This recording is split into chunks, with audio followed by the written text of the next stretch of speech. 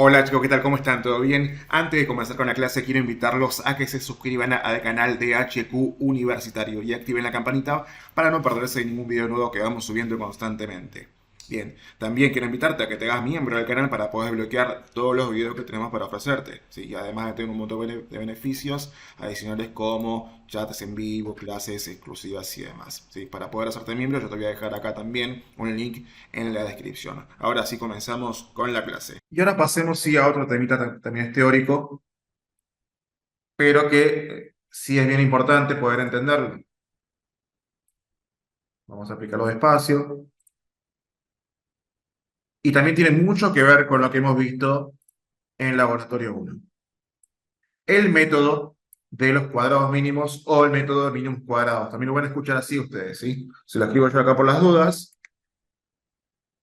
En internet vos lo podés buscar igual. Igual va a estar acá en el canal, ¿sí? En el canal, en el Drive, todo, pero también se suele buscar en internet como método de mínimos cuadrados.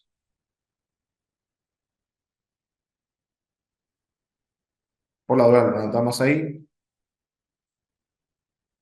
Bien.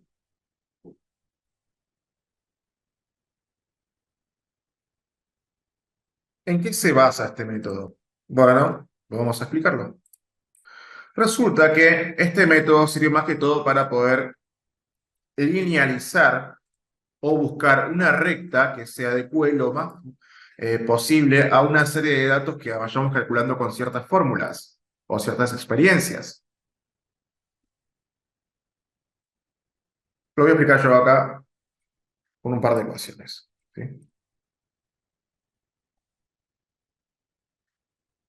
Supongamos, por ejemplo, que tenemos acá una medición y cálculo que tengamos en cierta experiencia X de laboratorio, donde yo tengo acá mi variable Y y acá tengo mi variable X. ¿De acuerdo? Si mis mediciones hubieran sido súper perfectas y exactas y precisas y todo, ¿sí? Yo hubiera encontrado tranquilamente acá una serie de puntos, obviamente puntos que corresponden a la coordenada X y a la coordenada Y, que perfectamente a mí me podrían formar una recta. ¿Entienden? Si mi experimento hubiera sido claramente muy perfecto, ¿sí? Y la ecuación de esa recta en realidad estaría dada por esta expresión que ya la conocemos, porque esta es la ecuación de la función lineal. De matemáticas sabemos esto, ¿sí? Bien. ¿Y ahora qué hacemos nosotros? Fíjense, si esta recta fuera perfecta con todos los puntos que encontremos, o sea, con todas sea coincidente, entonces yo de acá, por ejemplo, podría tranquilamente despejar esto para acá, y me quedaría que estuviera acá. Y menos AX menos B me daría 0 si yo despejo. ¿Sí? Y me seguiría dando 0 esto si yo acá le reemplazare los valores de los puntos que he obtenido. Qué sé yo, no sé, acá puede ser 1, 2, 2, 3 y así. 3, 4. Si esto hubiera sido totalmente perfecto, yo reemplazando en esta expresión que acabo de despejar los puntos de cada uno de estos, siempre me tiene que dar 0. ¿Entienden? Porque todos son coincidentes. Es perfecta la recta esta. ¿Sí? O sea que esto se va a cumplir siempre. ¿Para cuándo? Para una función lineal. Vamos a poner acá función lineal ideal. Vamos a poner acá. Ok.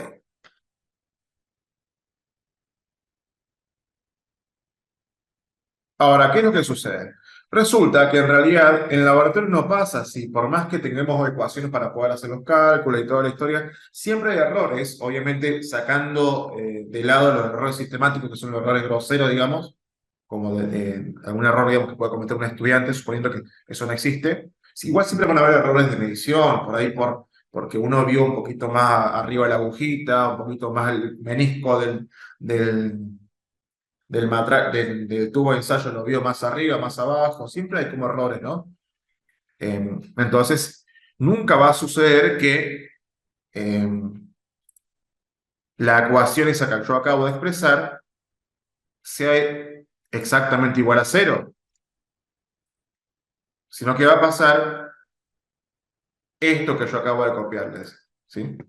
Resulta que acá, cuando yo reemplace estos puntos que me vayan dando acá y haga la cuentita, esto me va a dar a mí un E sub I, donde sería claramente el error de esa medición, la número 1, la número 2, lo que sea, ¿sí? Y es una desviación que lo podemos representar también por el siguiente gráfico. Fíjense.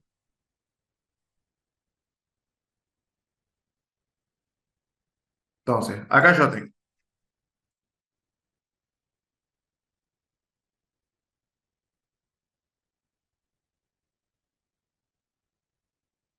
un gráfico, como el que acabo de dibujar yo, donde tengo una serie de puntos o mediciones que yo he tomado, pero si se fijan bien, todas estas mediciones están como dispersadas, ¿sí? O sea, claramente no son perfectas, no siguen toda la misma línea recta, ¿sí? Y de hecho, esto ya lo hemos visto en Laboratorio 1, ¿se acuerdan? Lo que se hacía nada más en ese tiempo, porque no teníamos por ahí todo el conocimiento suficiente, era decir, bueno, yo acá más o menos puedo, con una regla, dibujar una recta que más o menos pase tanto por la misma cantidad de puntos arriba y abajo, por todo esto, o sea, la que se adecue más, o sea, más representativa, ¿sí? Como aparece de hecho en esta figura, ¿sí? Eso es lo que está sucediendo acá. Bueno, este E sub I, chicos, es simplemente la distancia entre este punto de acá de la recta ideal, o la recta más representativa, con el punto que se ha medido realmente. Es esto de acá. Recuerden, sub i significa nada más el número de medición, que acá yo no lo puedo poner, pero por ejemplo acá yo tendría, este chiquitito sería para mí mi E1, si esta es mi medición 1, esto ya sería mi E2, acá sería esta distancia mi E3, esto sería mi E4, y así sucesivamente. Siempre, chicos, van a ser las distancias verticales, ¿sí? 5, acá sería E6, o sea, acá fíjate como que casi es coincidente, ¿viste? Es muy probable que acá entonces E sea 0, ¿viste? Pero bueno, vamos a poner un E7, acá yo tengo un E8, E9, E10. Y así habrá un error seguramente para cada una de las mediciones. Pero puede pasar, como por ejemplo en este punto, de que justo ese punto sea coincidente con la recta más representativa de todos estos valores o conjunto de valores. ¿Entienden? Entonces es muy probable que acá este error sea siempre diferente de cero, ¿sí? A menos, como le dije, haya un valor que sea justamente coincidente con la recta. En ese caso sí podría dar cero, pero en la mayoría no lo va a dar. ¿Entienden? Eso es lo que va a suceder ahí. Bien. Además, debemos recalcar que este valor numérico E tranquilamente va a poder ser negativo o positivo, ¿sí? Eso va a ser en función de lo que vos estés encontrando aquí. Cuando esté por debajo seguramente va a ser negativo y cuando esté por arriba va a ser positivo, ¿sí? También eso es importante saberlo. Bien, ahora que sabemos qué es lo que es E, que es el error experimental, digamos, o el parámetro E, resulta que, ahora sí, el método de mínimos cuadrados a nosotros nos ayuda para poder ubicar mediante cálculos matemáticos o algebraicos esta recta más representativa, que en laboratorio 1 lo hacemos simplemente a ojo. Ahora no, con ecuaciones vamos a poder encontrar esta ecuación que estamos buscando, ¿sí? Que después la vamos a poder dibujar con toda la historia y todo eso, ¿sí? Para eso sirve, chicos, el método de mínimos cuadrados. ¿Qué es lo que hace? Básicamente lo que hace es minimizar el cuadrado de todos estos errores. ¿Por qué el cuadrado de los errores?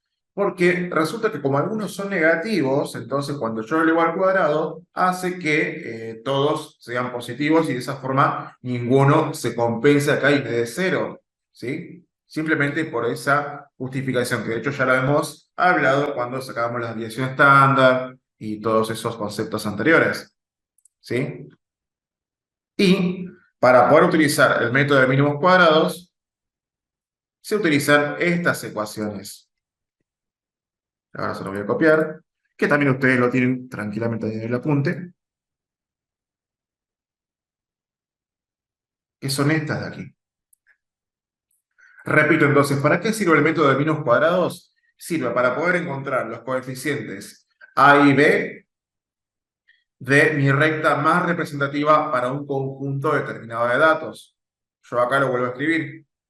Entonces, mi ecuación de la recta yo sé que va a ser I igual a AX más B, donde A claramente va a ser la pendiente de mi recta y B sería mi ordenada al origen. Y eso lo sabemos de matemática, ¿no? Que en este gráfico acá sería esta la ordenada al origen, ¿no? Y la pendiente acá yo sé que va a ser el cociente entre el cateto opuesto y el cateto adyacente. Bien. Entonces, si este método me sirve para poder encontrar entonces A y B, fíjate cómo acá ya me está diciendo cómo calcular yo A y cómo calcular B. Si bien todas estas ecuaciones tienen un fundamento matemático y todo eso, no es el objetivo del laboratorio que sepamos de dónde sale cada una de estas ecuaciones, ¿sí? Con que las sepamos va a ser más que suficiente, ¿sí? Fíjate, por ejemplo, acá A, yo sé que es el producto de la sumatoria de I1 con X1 menos n, que es la cantidad de mediciones, por la sumatoria del producto de x por y1, sobre la sumatoria de x1 elevado al cuadrado, por n por la sumatoria de x1, todos al cuadrado, ¿sí? Y b se calcula también de esta forma, ¿sí? Y además, acá me ofrecen la forma de calcular la desviación media cuadrática de lo que es A, o sea, básicamente el error de lo que traería A, que se calcula obviamente con el error que yo puedo calcular a partir de cada una de estas mediciones con esta fórmula de acá. ¿Entienden? Obviamente también con estos datos que ya hemos calculado previamente, ¿sí? Y el error asociado a B sería calculado de esta forma. O sea, sí o sí se tiene que utilizar primero o haber calculado el error de A. ¿De acuerdo? Más o menos sería entonces de esa forma este método de menos cuadrados, ¿sí? Claramente, este tipo de métodos, chicos, tiene un problema y es que es muy largo, porque se precisan, imagínense si para nada más calcular la desviación estándar, que lo hemos hecho ya en las sesiones anteriores, era bastante largo porque había que sumar, había que restar el valor promedio con el valor individual, después el valor al cuadrado, después sumarlo, después poner la raíz, o sea, se hacía bastante largo, ¿no? Imagínense estas ecuaciones que son re larguísimas, ¿no? O sea, el método no es complicado, pero hay que hacer los cálculos. Pero tenemos la suerte, diría yo, que yo justo ya le armé a ustedes una planilla en Excel que ustedes van a poder utilizar. Que de hecho ahora se la voy a mostrar para que ustedes puedan saber cómo se utiliza. Avísenme si la ven, por favor.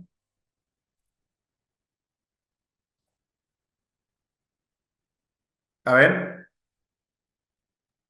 Sí, profe, sí se ve. bien.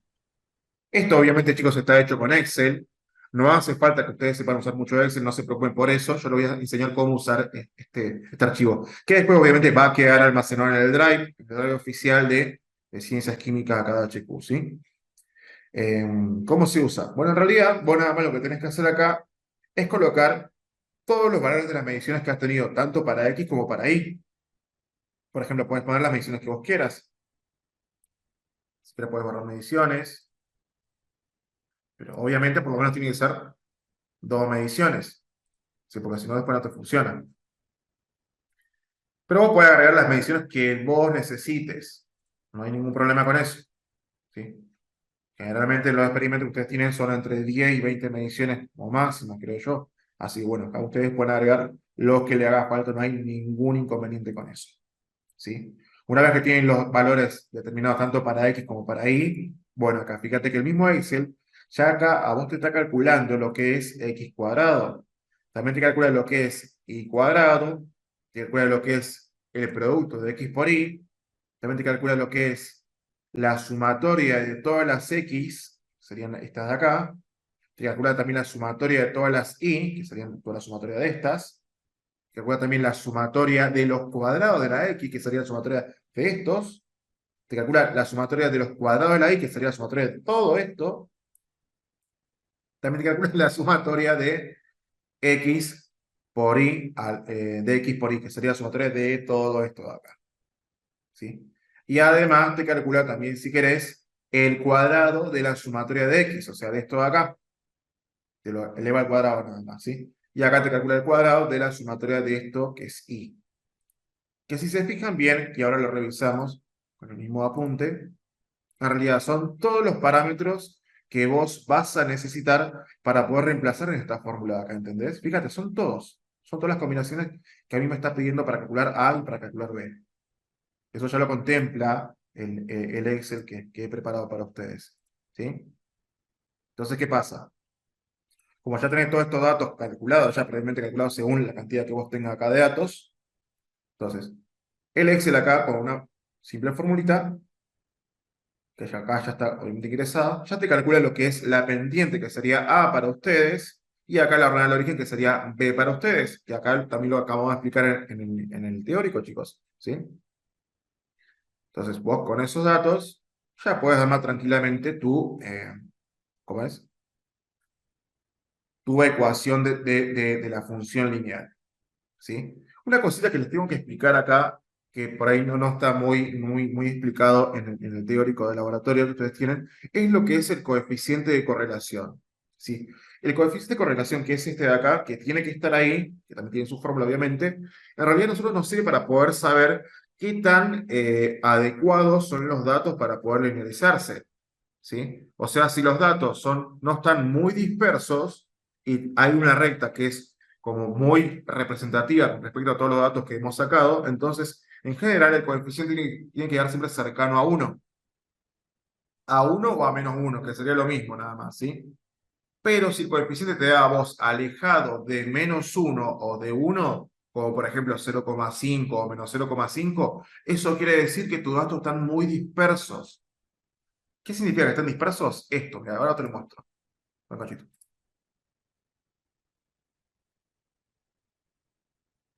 Si el coeficiente de correlación a vos te da muy alejado de 1 o -1, está pasando esto.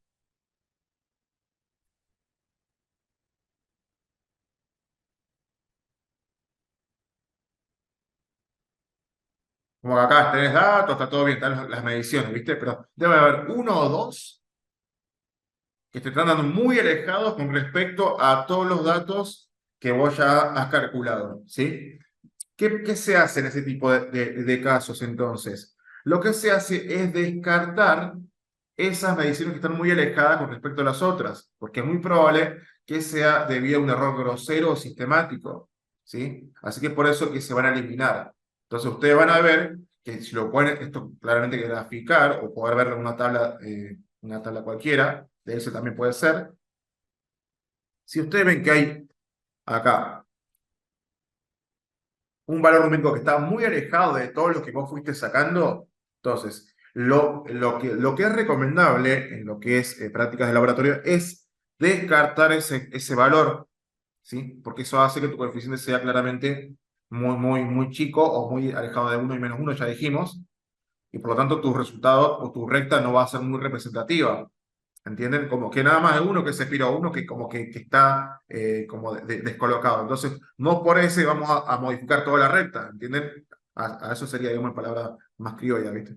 Eh, Se elimina el dato y van a ver que ahí seguramente este coeficiente de correlación va a mejorar. Entonces, para eso a vos te sirve en esta tabla ese coeficiente, ¿sí? Porque vos capaz que ponés todos los datos así nomás y está todo bien. O sea, tampoco tenés que revisarlo mucho, ¿viste? Vos ponés los datos y está todo bien. Pero si estás viendo que este coeficiente no te va cercano a uno o -1, entonces fíjate que hay un dato que está disparatado. ¿Entendés eso? Y tenés que buscarlo y eliminarlo. ¿Dudas hasta ahí con respecto al uso de la tabla? Profe, yo tengo una duda. Estos datos también uno los puede cargar en la calculadora y de ahí vos podés sacar el coeficiente de A y B, pero no sé si existe una forma de hacer lo mismo para poder determinar el error de A y B, o hay que hacerlo manualmente. Claro, lo que tienen las calculadoras es que no te pueden a vos, no te permiten sacar el error y eso, porque las calculadoras ya están preestablecidas. ¿Qué hace la calculadora? Nada más hace esto. Te almacena estos datos y acá te tira esta formulita, ¿viste? Eso ya lo tiene cargado la calculadora, por eso tira la pendiente y lo ordena al origen, ¿entendés? Pero, por ejemplo, acá yo no lo tengo, Pero a mí, por ejemplo, no, yo no tengo ningún problema, que de hecho lo voy a hacer ahora yo.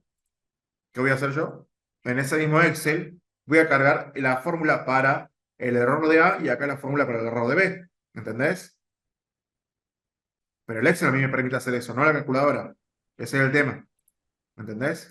Claro, sí, sí, sí. Pero si nosotros calculáramos todos esos valores aparte, los podemos reemplazar a mano, digamos. Todo se puede hacer a mano, obviamente, sí. Pero fíjate que acá, para por ejemplo sacar el error de A, tenés que saber la suma, n por la sumatoria de x al cuadrado, y acá la sumatoria de x todo elevado al cuadrado. O sea, tenés que sí o sí ir sacando todo a mano eso, ¿viste? Por ahí se te complica más con la calculadora, ¿viste? Claro, sí, sí, sí. Ah, igual, yo lo estoy explicando esto suponiendo de que no todos tienen una calculadora que es programable, ¿no? Pero yo tengo, por ejemplo, la básica, ¿viste? La común.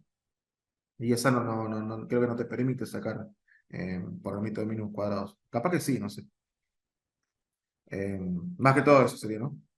Pero quédense tranquilo que eso yo lo voy a agregar acá. Voy a poner acá error de A, error de B y listo. Le pongo la formulita y ya está. No pasa nada más. Bien, Genial, profe, gracias. de nada. Así entonces sería con el método de mínimos cuadrados. No quiero olvidar nada. Eh, ¿Qué más? Bueno, resulta que si bien este método sirve específicamente para linealizar curvas que son rectas, o sea, son funciones lineales, hay otros métodos que sirven para linealizar que son curvas diferentes, como por ejemplo funciones cuadráticas y demás, ¿sí? Nosotros no vamos a ver otros métodos diferentes acá porque se ve que hasta ahí nomás se llega, en lo que es la parte del laboratorio 2. O sea, esto en realidad, chicos, tiene mucho que ver con análisis estadístico, ¿sí? Análisis de datos, toda la historia, ¿sí? Pero con que sepamos esto va a ser más que suficiente. Yo esto lo suelo dar también para chicos que estudian estadística, ¿viste?